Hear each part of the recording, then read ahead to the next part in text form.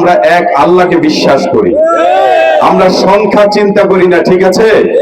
সংখ্যা নিয়ে আমরা কোনো চিন্তিত, সংখ্যা নিয়ে চিন্তিত না, আমরা আল্লাহর উপর বিশ্বাস করি, ইনশাআল্লাহ আমাদের বিজয় হবে, ঠিক কিনা? বড় কথা বলবো না, আমি বক্তা না, আমি শুধু এতটুকু বলবো যে রায়পুরা উল্লেখযোগ্য একটি এলাকা সারা বাংলাদেশের মধ্যে, এবং আমি যতটুকু জানি যে অনেক বড় একটা উপজেলা।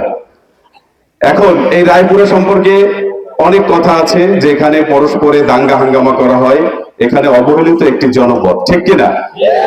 এবং রাস্তাঘাট ব্রিজ যতটুকু প্রয়োজন আসলে সেরকম কিছুই নাই। সুতরাং আমি আজকে দ্ব্যর্থহীন কণ্ঠে বলতে চাই, যে যেই দল করেন কোনো কথা নাই, কিন্তু আমি বলতে চাই রায়পুরার উন্নয়নের জন্য মোহাম্মদ বদরুজ্জামান ভাই একমাত্র যোগ্য লোক, ঠিক কিনা?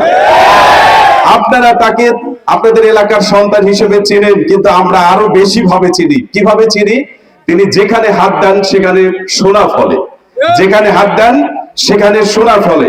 আজকে দেখেন, একটু ভিন্ন প্রসঙ্গ বলবো যে কলরব, ছোট্ট থেকে কলরব যেই সময় আমাদের আজাদ ভাই রেখে গিয়েছেন, সেই থেকে ওনার নেতৃত্বে আমাদের সবাইকে উনি এত চমৎকার ভাবে কলরবকে আজকে সারা বাংলাদেশ নয় বিশ্বের বুকে পরিচিত করেছেন। সুতরাং আমি বলবো এই রায়পুরার উন্নয়নের জন্য অবহেলিত রায়পুরাকে সুসংগঠিত ভাবে সুন্দরভাবে ইনসাফপূর্ণ রায়পুরা গঠনের লক্ষ্যে মোহাম্মদ বদরুজ্জামানের বিকল্প নাই, ঠিক কিনা? আর আজকে বলতে চাই, তন্ত্রমন্ত্রের দিন শেষ, হাত পাখার বাংলাদেশ। তন্ত্রমন্ত্রের দিন শেষ, ভোটটা দেব কোথায়? হাত পাখায় ভোটটা দেব।